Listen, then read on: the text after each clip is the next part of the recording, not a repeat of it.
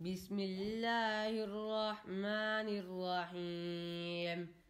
إن المسلمين والمسلمات والمؤمنين والمؤمنات والقانتين والقانتات والصادقين والصادقات والصابرين والصابرات والخاشعين والخاشعات والمتصدقين والمتصدقات والصائمين والصائمات والحافظين فروجهم والحافظات والذاكرين الله كثيرا والذاكرات أعد الله لهم مغفرة وأجرا عظيما.